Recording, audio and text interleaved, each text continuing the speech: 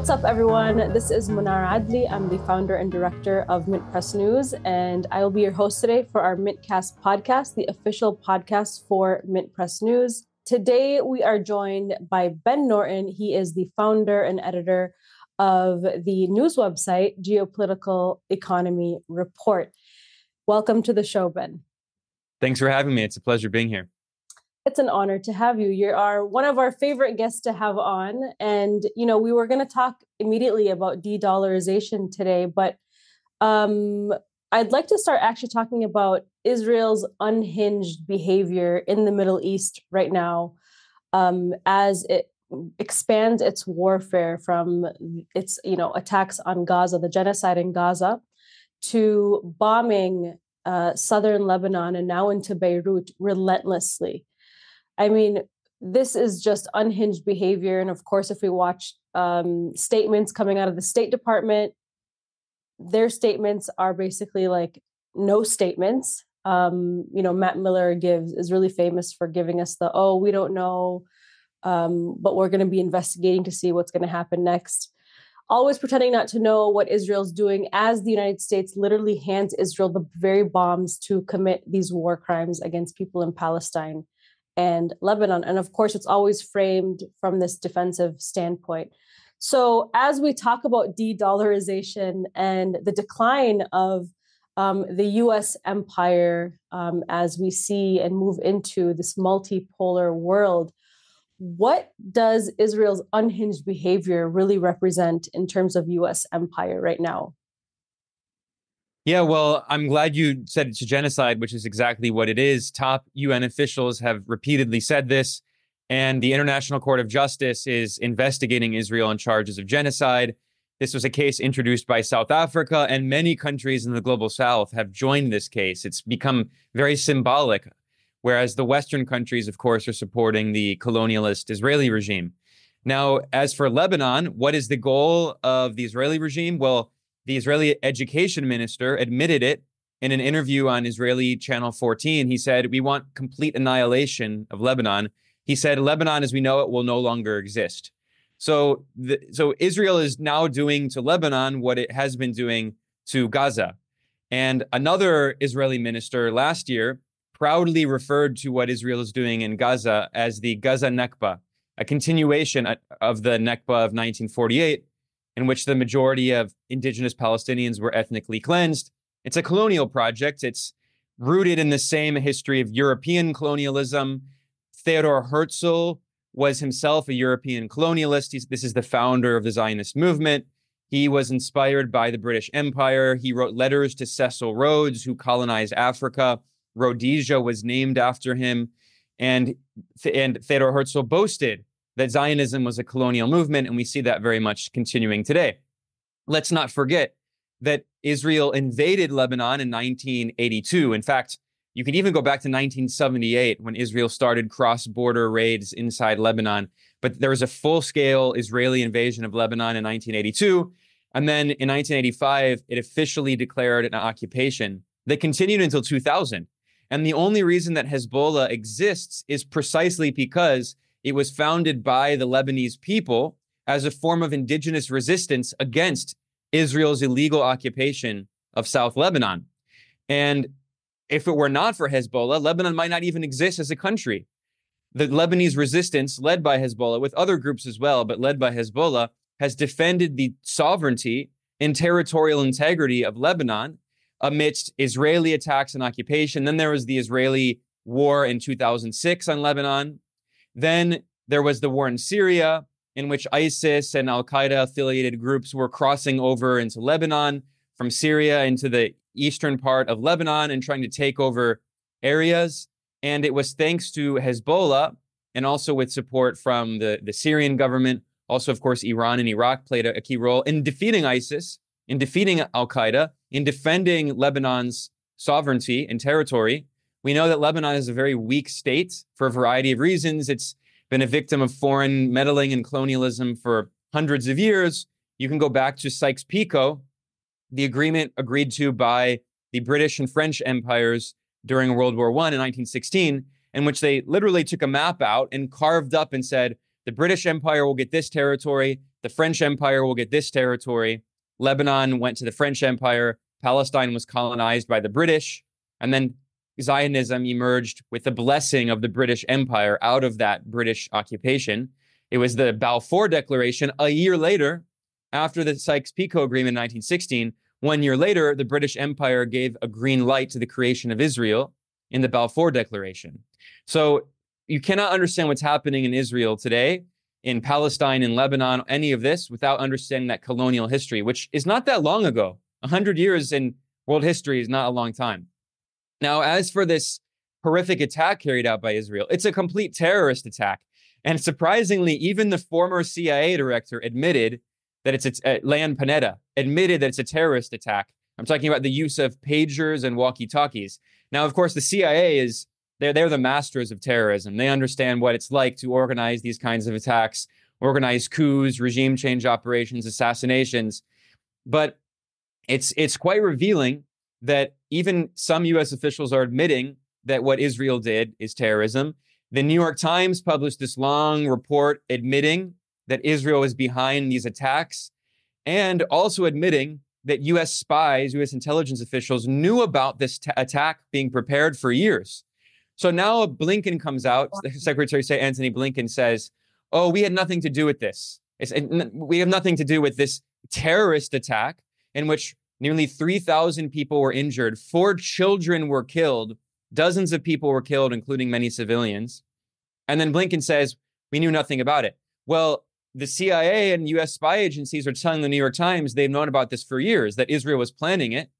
If the U.S. opposed it, they would have prevented it from happening. So at the very least, if the U.S. wasn't involved, I'm skeptical. I think the U.S. probably was involved. But even if the U.S. was not involved, they gave an endorsement to Israel to carry out this attack. And we know that Israel can't do anything without the U.S. giving it a green light, without the U.S. supporting it, because Israel cannot wage any of these wars without U.S. military support. That has been admitted even by Haaretz, the leading Israeli newspaper, published an article acknowledging, citing top Israeli military officials, that if were it not for U.S. weapons, U.S. military support, bombs, missiles, planes, ammunition, Israel could simply not wage these genocidal wars. And it certainly could not expand the genocide in Gaza into a wider regional war, which is something that Israel has been trying to do for a while now. And the last thing I'll say here is that the Pentagon released a reprehensible, shameful statement on the 23rd of September. And Lloyd Austin, the U.S. Secretary of Defense, said that he had 2 phone calls with Israel's so-called defense minister, Yoav Gallant, genocide minister. And in the statements released by the Pentagon, he said, the U.S. supports Israel and its right to defend itself against Hezbollah. You cannot defend yourself when you start a war of aggression, when you carry out a mass terror attack in which thousands of people are injured, many civilians are killed, including a 9-year-old girl, an 11-year-old boy. That's terrorism. Israel started this war in Lebanon, and of course, the Lebanese resistance is defending the sovereignty of their nation and resisting Israeli colonialism. And then the U.S. says Israel's defending itself. I should also remind people that the fellow war criminal, Lloyd Austin, the U.S. Defense Secretary, Raytheon lobbyist, he's having these phone calls with Yoav Gallant. He didn't mention this terrorist attack carried out in Lebanon. He also didn't mention that the International Court of Justice has officially accused Yoav Gallant of crimes against humanity, extermination. So the U.S. government is coddling these war criminals. I mean, the U.S. government is run by war criminals. It's not a surprise. But people who have been charged by the ICC at The Hague, and the U.S. is calling them up and saying, yeah, we support you. So it doesn't matter if Biden, or that Biden doesn't even say it, if his spokespeople say, we want peace, we want a ceasefire, we don't want the war to expand. It doesn't matter what they say. It matters what they do. And they continue giving weapons to Israel and telling Israel that they will support it. They claim that Israel is defending itself. So they're giving continued green lights, not only for the genocide to continue, but for it to expand into the region. And clearly, the way Israel is acting is to try to pull the United States into a wider regional war with Iran, with Hezbollah, and possibly with other resistance groups in the region. As we know, the US empire is in decline, meaning we are living in a very dangerous and uncertain era. I mean, is the way the United States and Israel are acting um, actually pointing to an economic collapse? Are we heading for a major new war? What do you think? Well, it's very hard to predict. We never know. I mean, imagine people back in World War One, immediately after it ended, people said that was the war to end all wars. Yeah. In 1918, they said, finally, as horrific as that was, we can have peace. And then what happens? A few decades later, you have the worst world war in human history, World War II, which made World War One looks like child's play. So it's very hard to predict these things. If I agree with you, it's an extremely dangerous moment.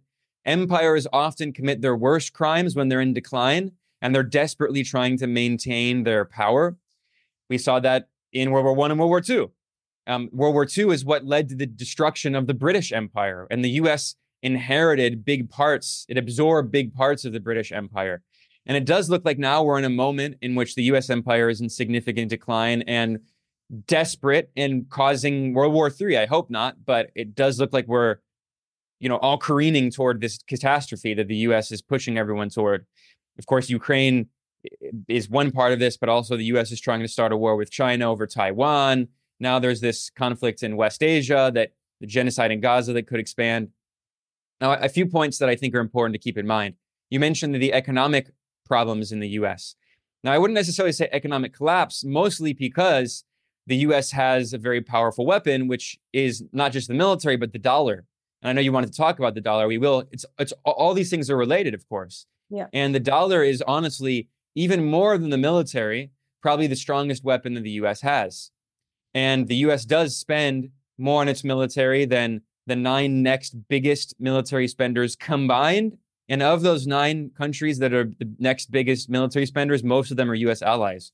So if you actually look at U.S., NATO, Western military spending, also from Japan and South Korea, kind of extended NATO universe, if you will, if you take all of their military spending together, it's over 2/3 of global military spending. And yet we're supposed to believe that China and Russia are these evil boogeymen, when in reality, China doesn't have warships off the coast of the United States. It's the U.S. that is constantly threatening China, threatening Russia.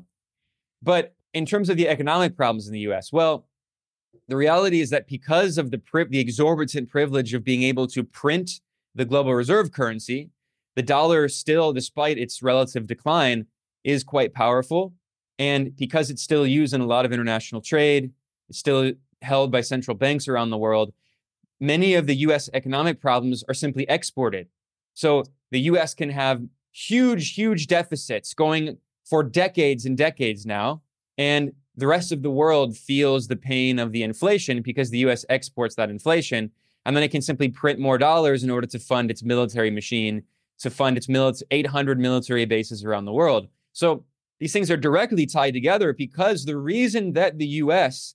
has been able to create this global spanning empire with 800 military bases is because the dollar system has allowed it to fund all of this and export inflation. Most countries, if they have to spend so much on their military and foreign military bases and all of this, they would go into extreme debt. It would lead to a fall in their currency. It would lead to high rates of inflation.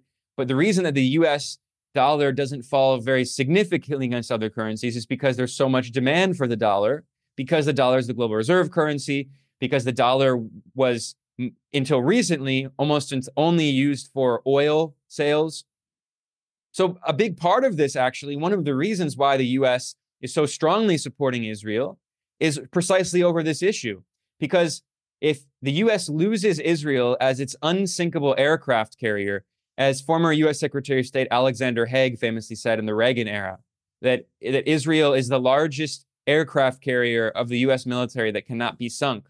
If the U.S. loses that, the U.S. loses control over West Asia.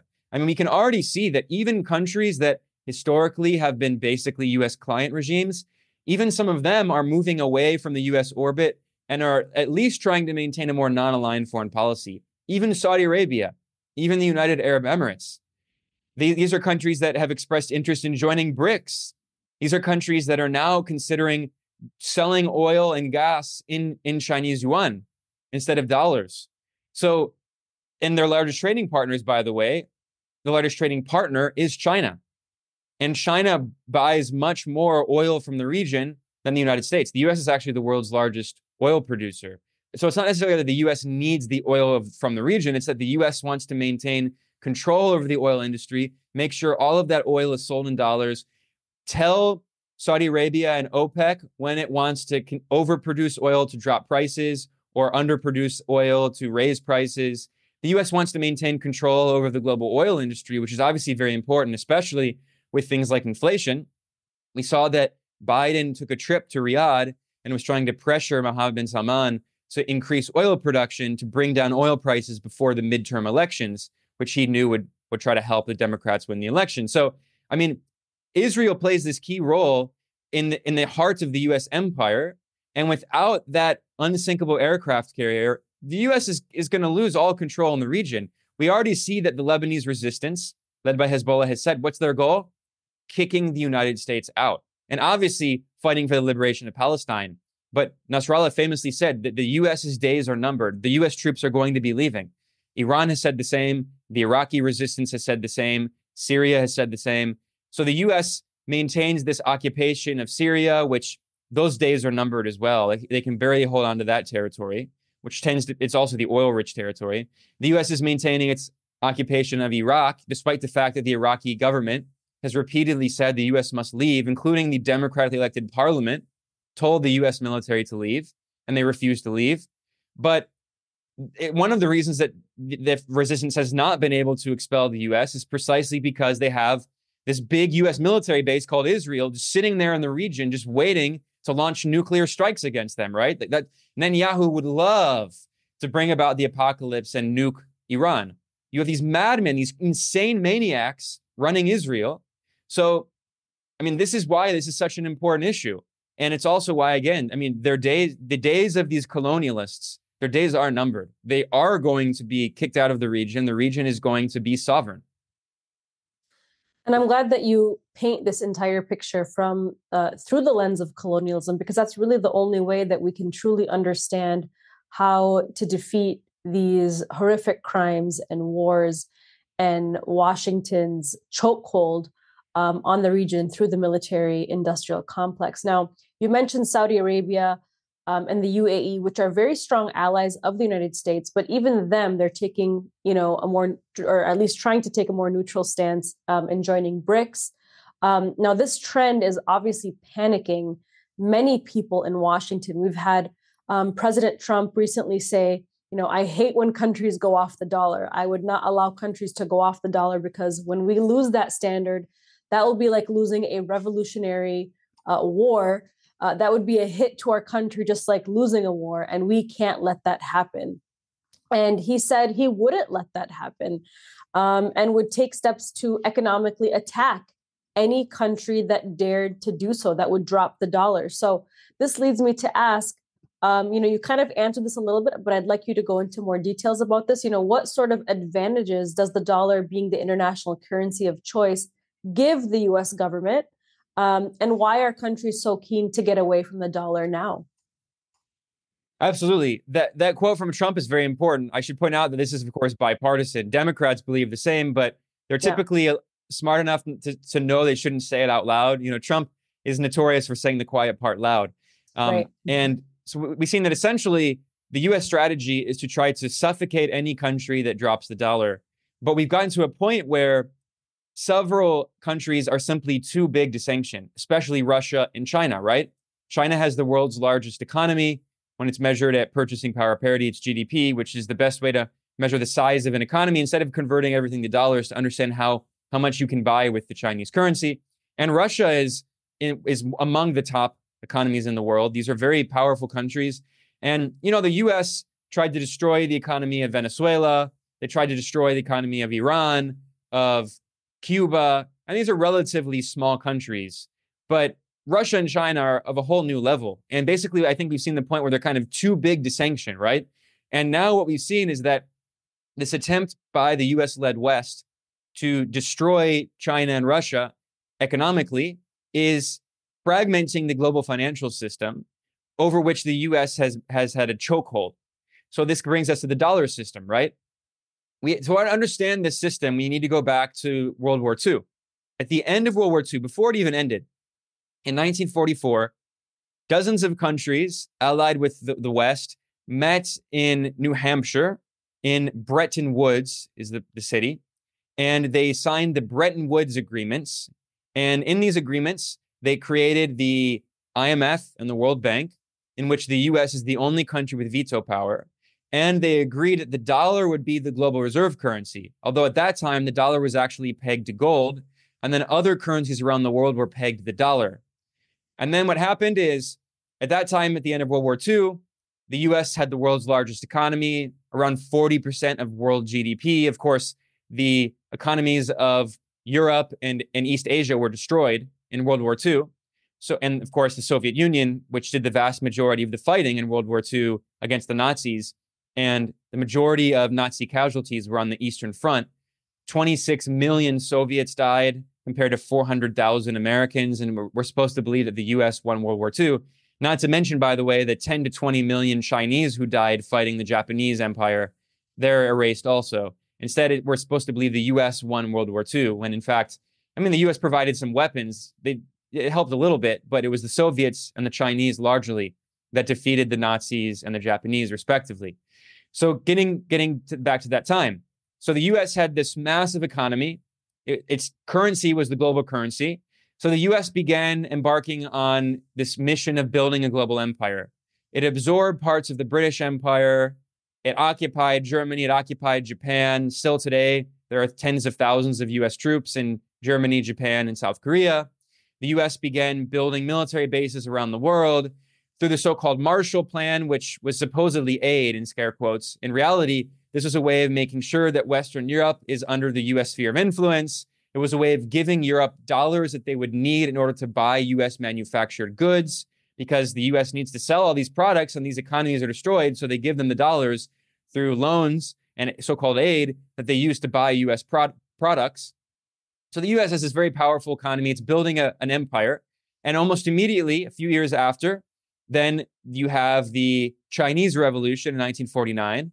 And then in response to that, the US tries to basically create this puppet right next to China to use as a base of operations, like in Israel, to launch a war to overthrow the Chinese revolutionary government. In the Korean War, starts in 1950. And then the US actually ends up losing that war largely because of Chinese support for Korea.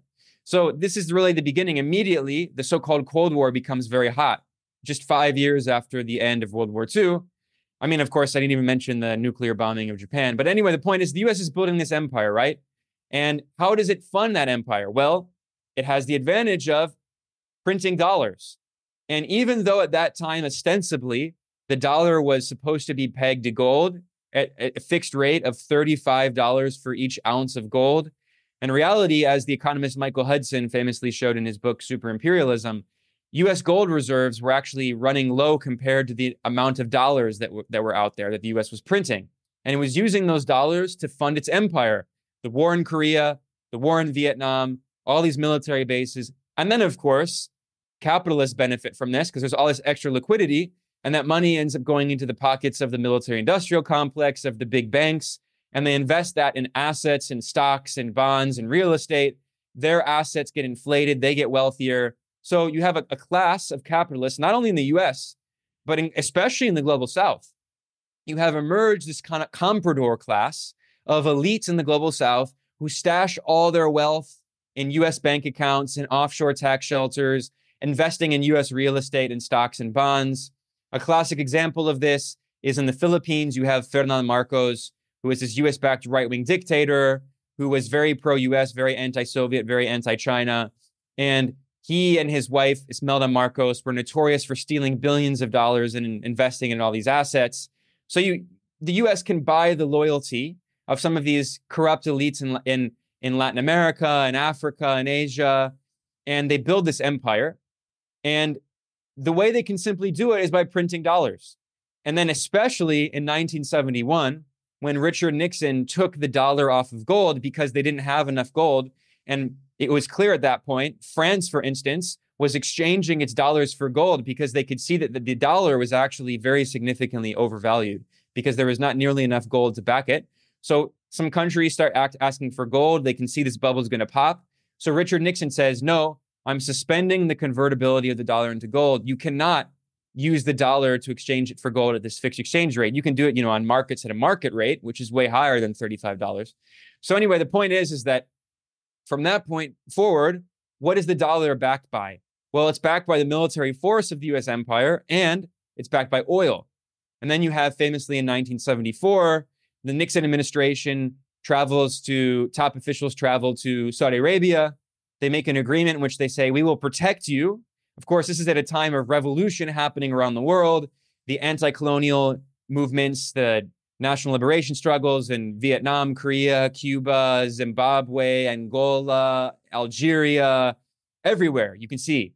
And the US tells Saudi Arabia, we will protect you from the communists and from the Arab nationalists. You will not be overthrown by the revolutionaries. In return, you must agree to sell all of your oil in dollars, and you must store those dollars in US bank accounts and use those dollars to buy US assets, US bonds. And what's a US bond? It's a government debt. It's how the US government sustains its massive deficits is through selling bonds. And then by maintaining this artificial demand, by telling the oil producers they have to invest their dollars in bonds, it's a way for the US to fund itself. So this is a way that the US funds its global military and empire through telling its subjects to invest in US assets, which also make their subjects richer. So they benefit, the US empire benefits. And this leads us to today. I mean, we're in the death throes of that system. It's rapidly in crisis, falling apart for a variety of reasons. One, especially after the 2008 financial crisis, which was caused by, deregulation and the neoliberal policies and allowing US banks to combine investment banking and commercial banking and corruption and, securitization of mortgages and everything, just gambling in the stock market. So what happens is that bubble burst in 2008, and the response of the US government is to print insane amounts of money in order to inflate the assets of the rich. So you had the biggest stock market rally in human history. Maybe not in human history. There's only one other similarity, which is the stock market rally leading up to 1929 and the Great Depression, right? So we've been living through these 16 years now of this huge stock market rally, asset prices exploding, and the Federal Reserve printing all this money that they use to fund the military-industrial complex and to inflate the value of the rich, the elites. And eventually it gets to a point where, so you have the economic crisis. The US can no longer sustain this system. So they have to keep cutting social spending at home in order to say, well, we're in so much debt. But you're not in debt because you're providing social services. Obviously, there's no healthcare. Education's falling apart. Infrastructure's falling apart. It's not like all that money is going to helping your people. That money is going to inflating the assets of the rich, who have gotten richer and richer and richer, billionaires with hundreds of billions of dollars in wealth, and the military-industrial complex, funding the war in Iraq, funding the war in Afghanistan. You can't sustain that system anymore. And then finally, you have the emergence of China, which changes everything. Of course, you also have the reemergence of Russia, which was partially colonized by the West in the 1990s with the overthrow of the Soviet Union. And you have the reemergence of an independent, sovereign Russia. But especially you have the rise of China, which throughout all this process is industrializing, developing, advancing in technology, creating a separate supply chain. And now you get to the point where the US can't produce anything because all these capitalists outsourced all their jobs in manufacturing, so they could just have a big financial bubble that the US economy would be based on. China produces everything. So now the US is freaking out because they realize this is a so-called national security threat. Because how are they supposed to wage war on China if their entire supply chain is located in China? And then, of course, you have the situation in Ukraine, where some countries in Europe had ostensibly independent leaders, like in 2014 in Ukraine, who said, we don't want to go along with this scheme anymore. We want to be independent. The US overthrows them. And then Russia says, yeah, we're not going to tolerate this anymore. You're not going to surround us with military bases. You're not going to destroy us like you did to the Soviet Union. we're going to defend ourselves. And then you have a bunch of countries in the global south who say, yeah, we want to join this growing group of countries that is defending sovereignty and refuses to continue with this scheme in which the Western countries, not just the US, but also the European countries, can just keep printing their currency. We give them all of the products that our workers produce. They give us debt. There are the bankers of the world. We're the producers of the world. Yeah, we're not going to go along with this scheme anymore. And we're going to create a new economic alternative, which we can see still emerging. I mean, we're seeing the very beginning of it. BRICS is just kind of like the first stage. And I think we're going to see a lot more. I just want to remind everybody who's watching this video that YouTube is heavily, heavily throttling us. So please engage with this video as best as you can. Comment, like, subscribe if you haven't already. I am certainly enjoying this conversation with Ben Norton. And in terms of what you just explained and painted for all of us, that was a very good explanation in terms of how the U.S. Has had this dominance over the U.S., use the U.S. dollar for dominance around the world, and how countries now are standing up to this, especially countries in the global south who have suffered for decades from sanctions. And they're now wanting to join BRICS. Senator Marco Rubio, another potential future president, lamented last year that there'll be so many countries transacting in currencies other than the dollar that we won't have the ability to sanction them. And I know you mentioned this briefly, but in this sense, can we see the US dollar as an instrument of economic warfare? Absolutely. This is such an important point. So I mentioned that the way that the US was able to maintain this system is through one, military force. So overthrowing any foreign leader that tried to use other currencies. Famously, Muammar Gaddafi in Libya was trying to create a currency for Africa, and Libya is a major oil producer, or at least it was until it was destroyed by NATO. Iraq even, not that Saddam Hussein was like an angel, right? But the reality is that Saddam Hussein was trying to sell oil in other currencies. And funnily, he actually was selling oil in euro, because at that time, this is the 90s and early 2000s, the euro was assumed still to be like an alternative to the dollar, and the European Union was seen as potentially an alternative pole. But let's not forget that even in 2003, when the US illegally invaded Iraq, several countries in Europe, including Germany and France, did not support it. And France even protested against it. They had a little more of a spine, and we've seen in the past 2 decades just the complete subordination of Europe to Washington. Totally. I mean, it's pitiful. It's disgusting. I know. Yeah. So on this issue of so the U.S. maintains it through military force, overthrowing any leader that tries to use other currencies and challenge the dollar system. And then also there's the carrot and the stick. There's also the carrot. There are the elites in the global south who benefit from the dollar system because they store their stolen wealth in offshore tax shelters and dollar assets, right? So they benefited. The U.S. benefited. Of course, the people in these countries suffered, but the U.S. doesn't care about them. The elites in many of these countries don't care about them, right? So now we're at this point where the U.S. also has sanctioned so many countries that it's incentivizing countries to seek alternatives.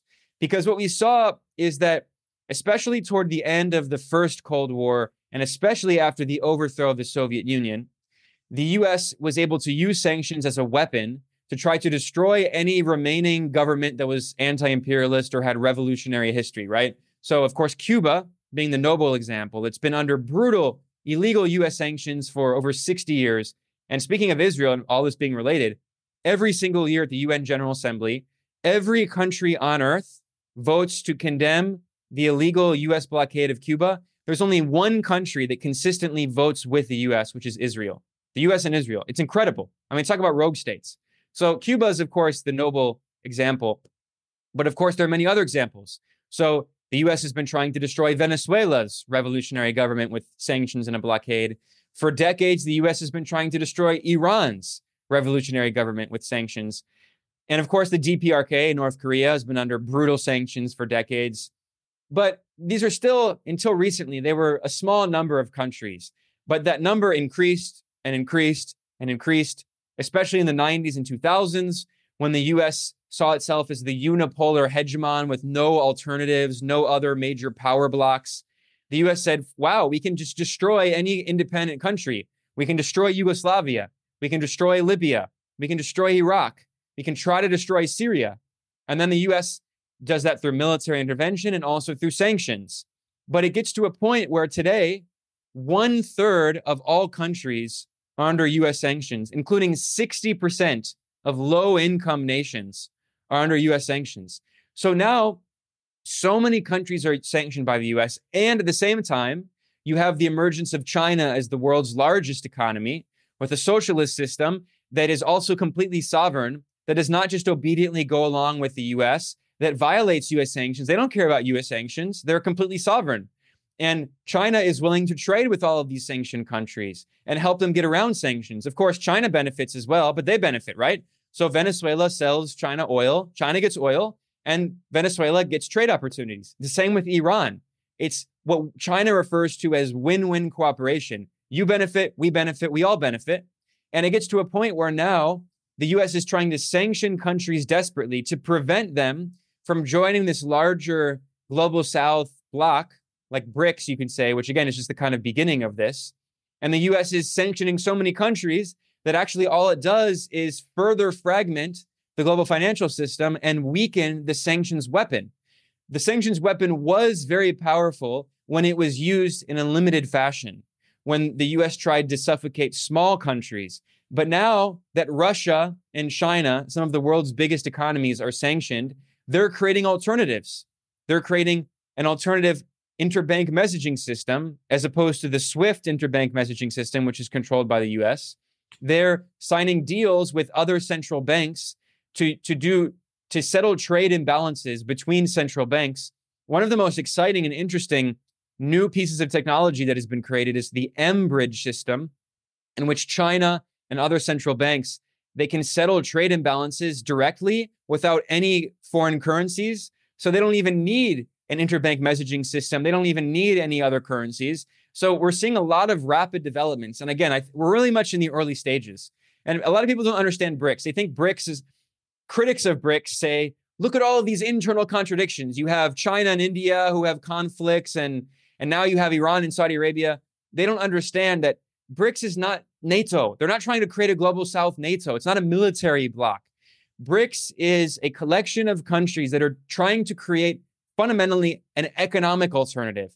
They have a lot of political differences. What draws them together is they want to create an economic alternative to this US-dominated, Western-dominated financial system that we've seen really since the 1940s. And that's why they're increasingly signing deals to trade with each other in their local currencies. They're seeking alternative assets to hold in their reserves. They're signing trade agreements. And yeah, they'll have political disputes. BRICS is not going to try to replace the G7 or NATO or whatever. It's just its own unique system that is trying to fundamentally create economic space for the global South, because they recognize that the international financial system was designed in a way that benefits fundamentally, first and foremost, the US and also the West above the global South. And these countries now have large economies. They're the fastest growing economies. And they say, yeah, we want to change the global system to a system that is more equitable. And, I want to talk about how sanctions have the intention of sanctions against Russia were meant to basically bring the Russian economy into the ground. But they didn't. In fact, quite the opposite, as you mentioned. President Biden famously said that the Russian ruble would be turned into rubble, right? But that hasn't really happened. So what has the impact of sanctions been specifically against Russia, and why has Russia been able to escape the same economic calamities versus like countries like, the smaller countries like Cuba or Venezuela? Great question. So a few different reasons. First of all, Russia is a major economy, one of the biggest in the world. It is a major manufacturing power. Russia also has the ability to create alternative financial mechanisms to trade and can't be blocked off in the way that Cuba and Venezuela can, which are relatively small countries. Russia is a major military power that can defend itself. It can't be invaded I mean, we see this joke of a Ukrainian invasion, which is just a negotiating tactic. I mean, come on. Um, Russia also has the advantage of being located in Eurasia, unlike, unfortunately, many countries in Latin America, which are very close geographically to the United States. In fact, famously, it was one of the former presidents of Mexico, Porfirio Diaz, who had a famous quote where he said, "Poor Mexico, we are so far from God and so close to the United States." So, that makes it easy for the U.S. to suffocate Cuba, unfortunately. So let me get into each of those issues. First of all, Russia is a major economy and is a major manufacturing power. Now, we've heard this very arrogant, condescending view from U.S. politicians. John McCain famously said it. Obama said it. They said that Russia is a gas station masquerading as a country. It's very Wow. arrogant. I mean, ironically, you could say the U.S. is a gas station masquerading as a country. The U.S. is the world's largest oil producer. They produce more oil than Russia. And an inconvenient fact that's often not mentioned, thanks to Obama, by the way. Obama boasted about this in a talk that he gave surrounded by a bunch of Republicans in Texas. He said, "You all criticize me, but I made the U.S. the world's largest oil producer because of the shale oil revolution and fracking and also gas producer." Anyway, the point is that so they say that Russia's a gas station posing as a country. It's nonsense. Part of this is because of the way that Russian GDP is sometimes measured. GDP, gross domestic product, is a measure that economists often use. It's the size of all of the goods and size of an economy. It's all the goods and services produced in one country in 1 year. However, what often happens is that most mainstream economists, they will take all of the value of the goods and services produced in a country in their local currency in 1 year, and then they'll simply convert that currency to the dollar at the current exchange rate, which is nonsense because in the US, things are extremely expensive. Housing is expensive. Education is expensive. Food is expensive. So you have to actually look at the purchasing power of the currency, not just convert everything to dollars. And if you do that, you can see, and some economists do this, this is called PPP, purchasing power parity. When you do that measurement, you can actually see that Russia has the 5th or 6th largest economy on earth. It's a very powerful economy. And it also has a big manufacturing sector because a lot of US GDP is based in healthcare, which is like 18% of US GDP. It's based in the finance sector, finance, insurance, and real estate, which is around 20% of US GDP. It's based in the service sector, not in manufacturing. All of the good industrial manufacturing jobs were exported abroad, right? Were outsourced in the neoliberal era. Russia has a big manufacturing base still. They can not only produce the military equipment that they use, which the US increasingly can't, but also they're even producing cars and other technology, right? Machine parts.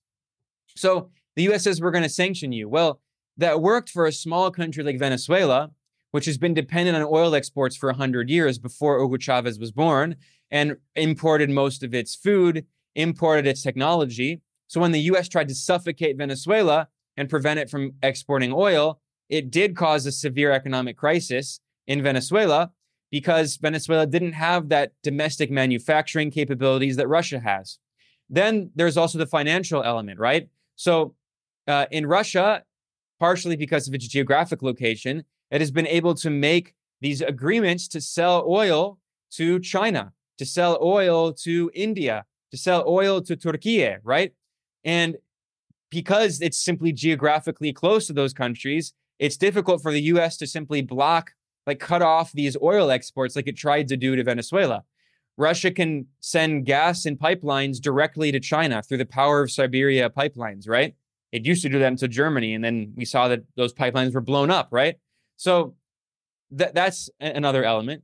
And then finally, Russia has been making these partnerships economically that are alternatives to the US. So now I mentioned that China is the world's largest manufacturing power, and it has a very complementary relationship with Russia, which has massive natural resource reserves. And Russia also has it's ahead of China in certain key industries like nuclear power, the military sector, certain advanced technologies.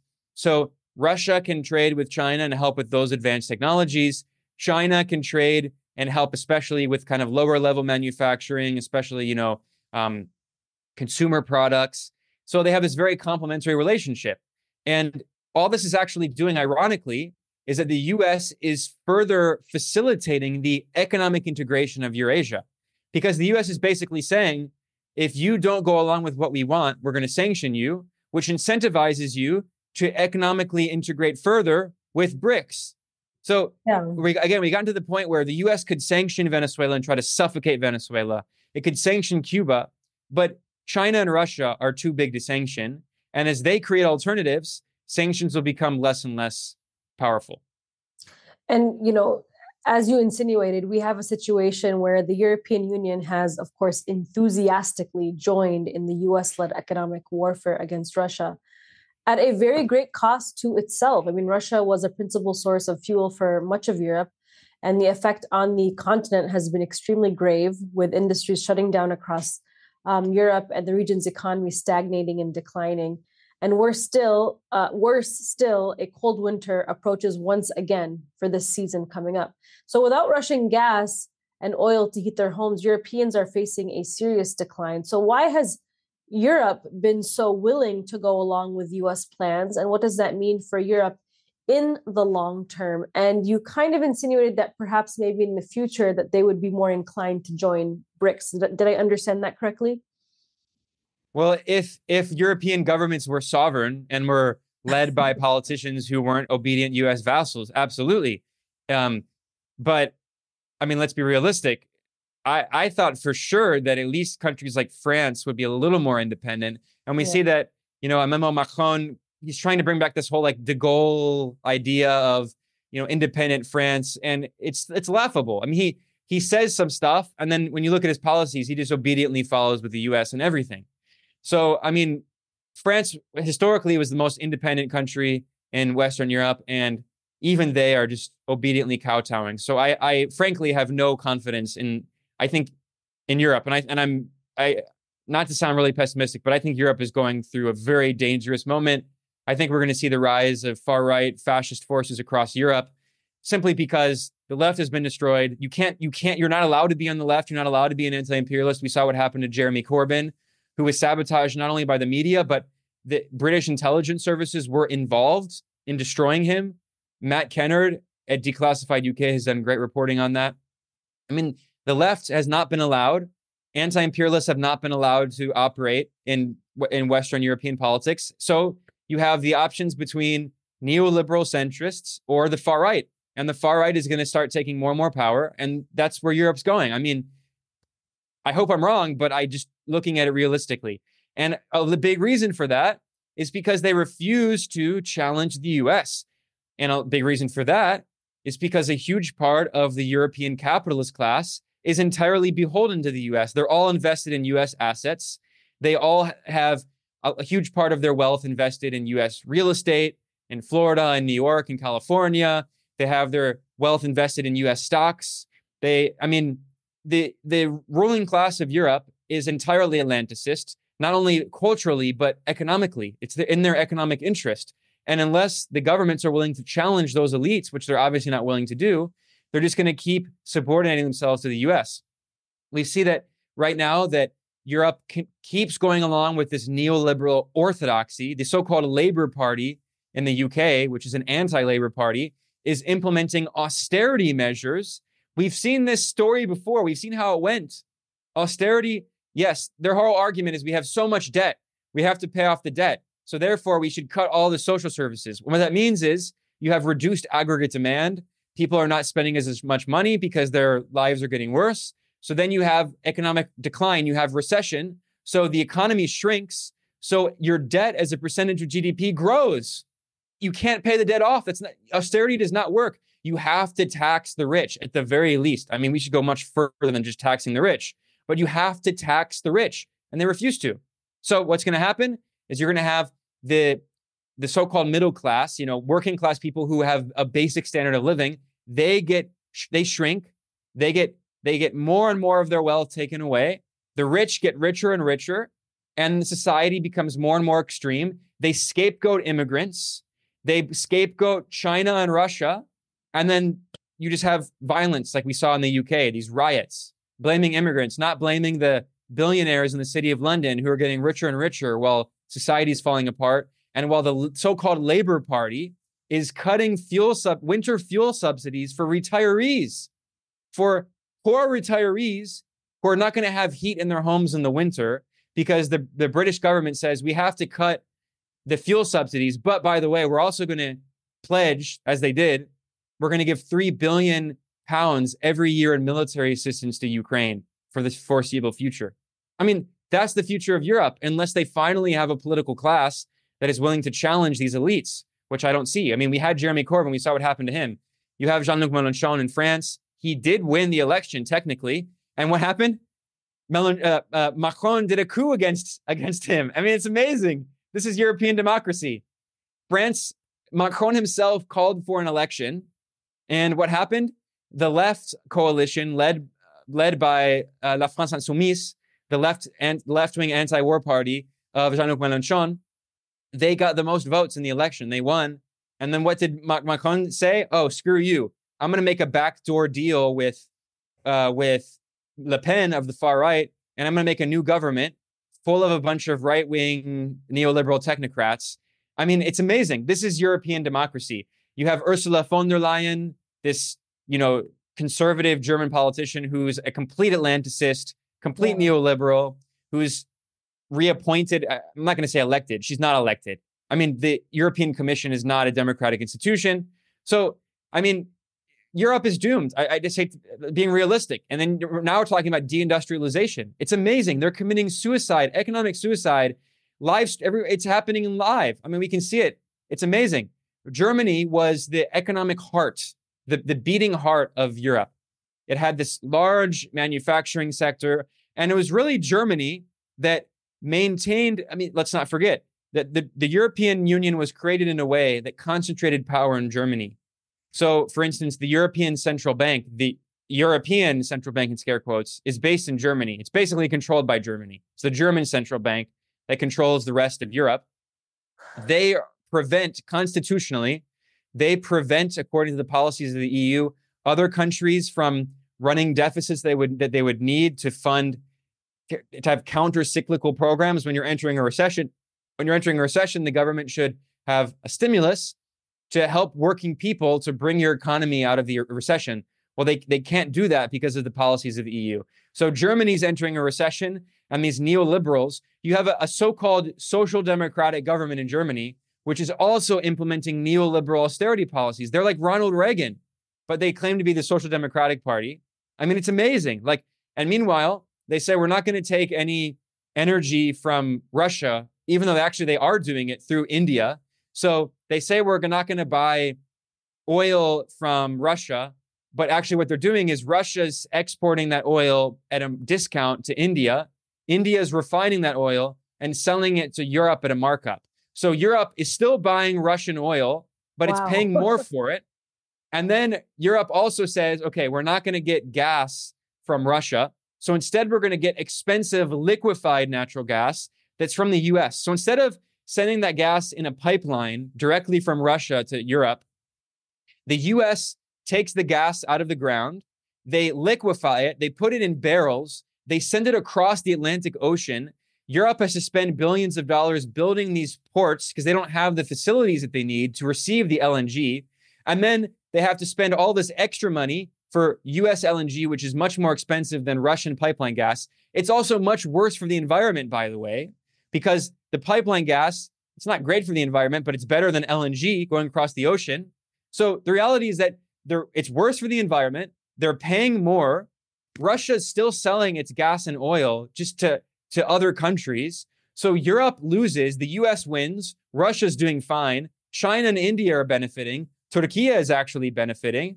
It's Europe that loses. And meanwhile, the German government, with the support of these so-called Greens, which are actually anti-green because they're actually opening up new gas plants while they claim to be green, and they actually destroyed the greenest technology that there is, which is nuclear energy, which is very misunderstood. And China is leading the world in nuclear power because it has no carbon emissions. The dangers posed by nuclear energy are extremely exaggerated. In fact, the fossil fuel industry has invested a lot of money in lobbying against nuclear because nuclear is the most efficient and cleanest energy. And in terms of safety, every year on average, more workers die in accidents working on wind turbines than working and have ever died in nuclear accidents. So there's a whole cottage industry. But the point is that the German government shut down all of their nuclear plants, and now they're opening gas plants, spending much more money for this energy. And they have this energy crisis, which is leading to deindustrialization. You have all of these German factories which are closing down.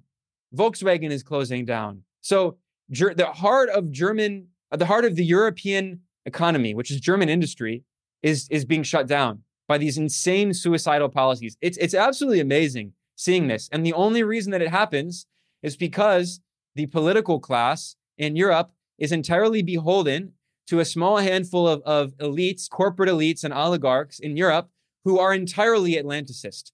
Again, it's not just their culture and their ideology. That's part of it. Economically, they are the compradors, just like the elites in Haiti or the elites in Guatemala who steal all their wealth from their people and stash it in U.S. offshore bank accounts. They have dozens of properties in Miami, like the current president of Ecuador. Those are the people who are running Europe right now. Wow, Ben, and Europe is certainly losing in the long term. So you mentioned many times that BRICS is just the beginning. What do you mean by that? I mean, what do you foresee happening in the near future, in the long term, if BRICS is just the beginning? Yeah, like I said, BRICS is if you want to understand what BRICS really is, it's an attempt by largely the global south, along with Russia and a few countries that aren't technically in the global south, but are allied with the global south. It's their attempt to create an alternative economic infrastructure so they're no longer completely beholden to the US-dominated financial infrastructure that was created at the end of World War II. There are a lot of political differences inside, but they basically share this vision for trading in local currencies, seeking alternative reserve assets, creating alternative financial mechanisms. So Russia and China have both created alternative interbank messaging systems to challenge the SWIFT. I mentioned that China and some other countries are working on a central bank system that can settle trade imbalances digitally instead of having to use correspondent banks. We're seeing the creation of all this new infrastructure. And basically every few years, there's a new project announced. There's also the BRICS Bank, which is the new development bank, which technically has been around for over a decade, but really in the past few years has finally been revived. It kind of died for a few years there. And also there's actually a little known BRICS IMF alternative. So the BRICS Bank, the new development bank, is basically an alternative to the World Bank. And BRICS also has a little known fund, which is their alternative to the IMF. And this is also very slowly being revived. I've talked with some people. I'm here in Beijing right now. I've talked with some economists and academics who are privy to these conversations going on about how they can revive these institutions. So, for instance, the new development bank, the BRICS Bank, is actually, their headquarters are in Shanghai. And the current president of the NDB is the former left-wing president of Brazil, Dilma Rousseff. Wow. So there's a lot of stuff happening. But like I said, this is just, I think, so where are we going? Well, we're going toward an increasingly multipolar world, not only politically and militarily. We can see that with the war in Ukraine, which is a proxy war, right? That NATO is losing. But that's just part of it. Economically, the world is actually much more multipolar. You could say that militarily, the US is still very powerful. But economically, what we've seen, especially in Asia, is that now you have China is the world's largest economy. India, despite my many problems and critiques, my many problems with the Indian government, and I think the Indian government has a lot of very disastrous policies. But regardless of that, this is a process that's been going on for decades. India has been growing steadily for decades, and India is the most populous country. It has an important role to play in the world. 1.4 billion people, a fast-growing economy, and of course, they don't have enough public education. It's not accessible to everyone, but they do have a highly educated populace that is growing, and there are a lot of possibilities there. And India is not, to be fair to India, although the U.S. is really trying to recruit India for this new Cold War. India is playing this kind of role where it's in BRICS, but it's also allied with the U.S. and it's playing this kind of non-aligned role. But It leans a little bit toward the West sometimes, like Saudi Arabia, even though they are kind of playing both sides. It's for their own interests. But the point is that India is such a powerful, big country with a big economy that it's not just going to obediently go along with any side. It wants to do what's in India's interest, right? So the point is that what we're seeing is that these countries that were colonized, I mean, we're talking about the global South, which is the global majority. They were colonized for hundreds of years by the European powers. They technically got their independence on paper, but many of these countries were still facing neo-colonialism, as Kwame Nkrumah, the founding father of Ghana, wrote about famously until he was overthrown in a CIA-backed coup in 1966. So the independence struggles in the 50s, 60s, and 70s were very important, but they were not complete because economically these countries were still subordinated to the West. So now what we're seeing is as some of these countries develop and create new alternatives, they will finally have more economic independence. And in order to do that, they have to change the global financial infrastructure. And of course, the US is desperately trying to prevent that from happening because if the US loses this exorbitant privilege of the dollar, if it uses its control over the financial system, it loses its most powerful weapon and the weapon that it has used to fund its empire around the world. So again, I want to stress this point. Most countries, if they run chronic long-term deficits, the size of the US, their currencies will fall against other currencies, which will make imports more expensive. It's more expensive to import foreign goods. So that means that you have inflation. And unless you produce everything locally, which no economy does, you'll have an inflation crisis. And the reason that the US until recently did not have a big inflation crisis, and the inflation crisis recently was not caused really by that. It was caused by the pandemic and the supply chain disruptions and the war in Ukraine and all of that. But the point is that the US has benefited from being able to run these massive deficits because of the exorbitant privilege of the dollar. And fundamentally, that system is changing. And especially, unfortunately, I talk about this all the time. You talk about it. None of us wants a war, a big war. Obviously, that would be catastrophic. Obviously, we do not want a war. We should do everything we can to prevent World War III. But if the US, and if there is a World War III, the US is going to start it because China and Russia are desperately trying to stop World War III as well, especially China. They're constantly saying, look, we do not want any conflict. We do not want war. China has not been in war in decades. But if the US causes this war, they think that they'll save the system. That will be the destruction of the system. Just as World War II destroyed the British Empire, if the US is crazy enough to start a bigger war, it will destroy that system. And that was actually going to be my final question for you is how do you view the American decline in geopolitical terms? I mean, do you think America could collapse or would it start a war before it collapsed?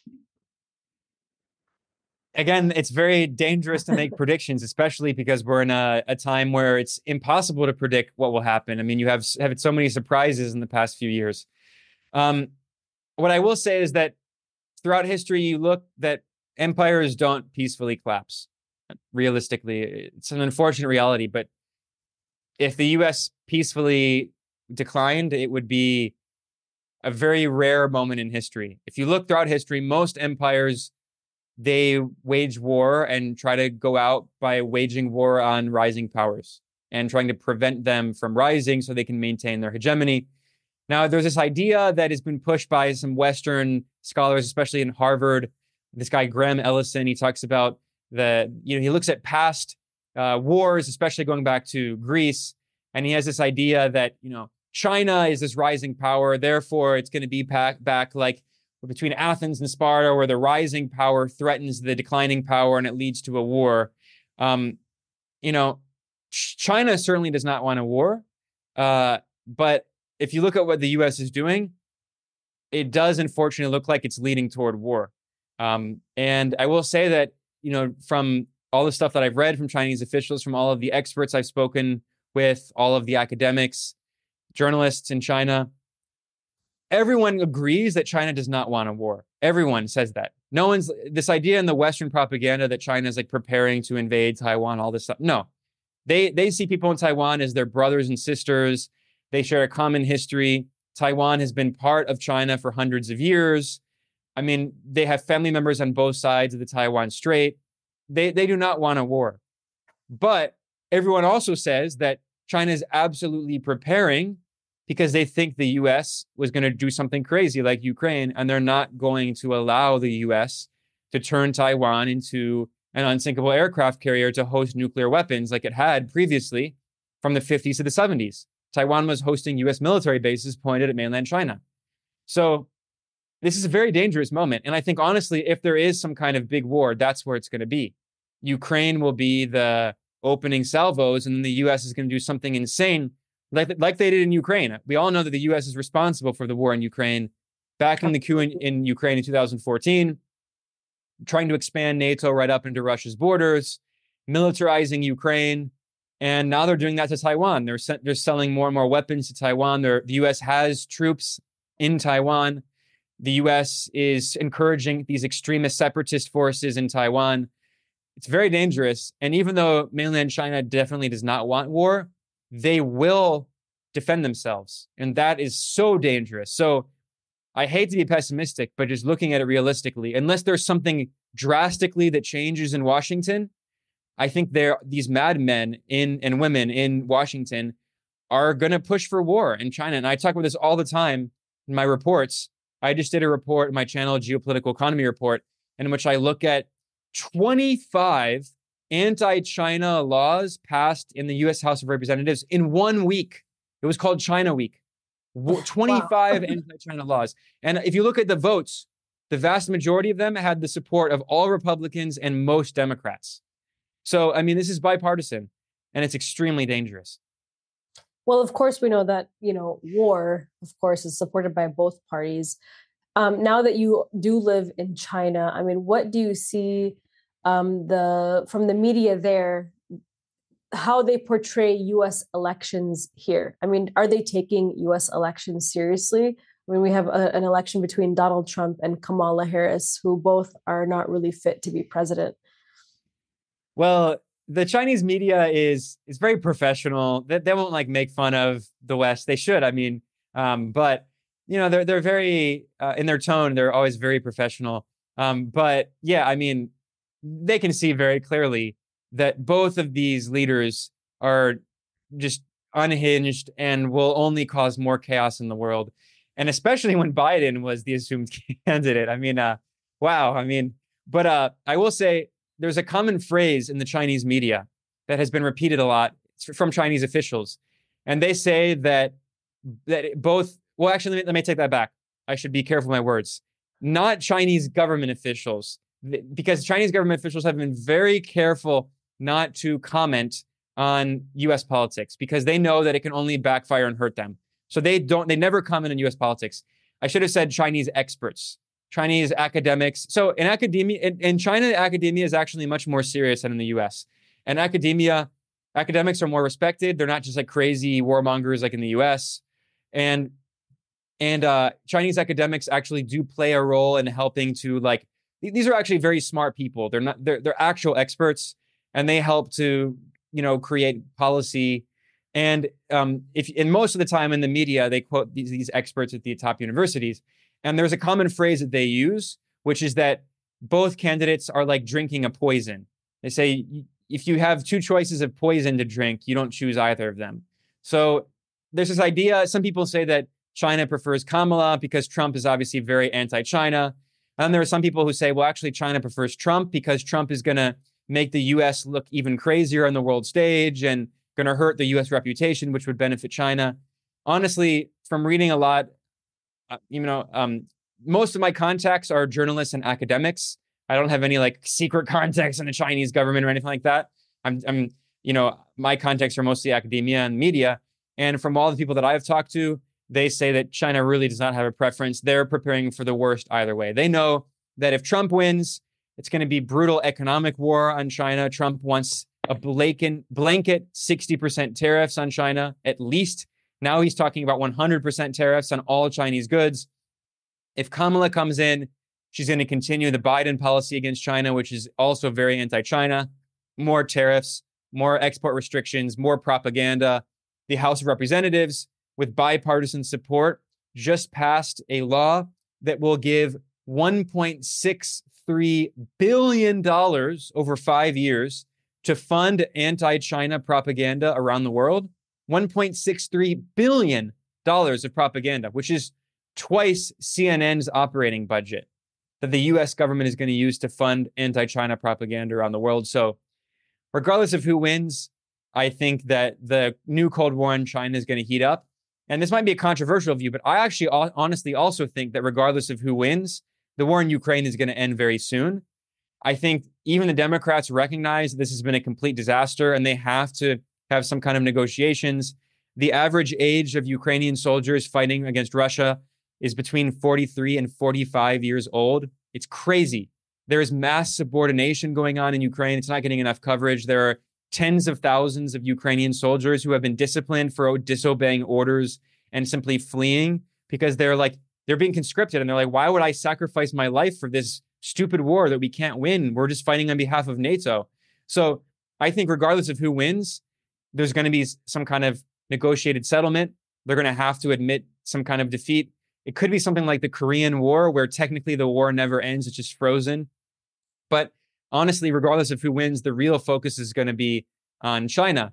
And now this, the genocide in Gaza, the war expanding into Lebanon, we obviously know that regardless of who wins, they're going to continue supporting Israel wholeheartedly.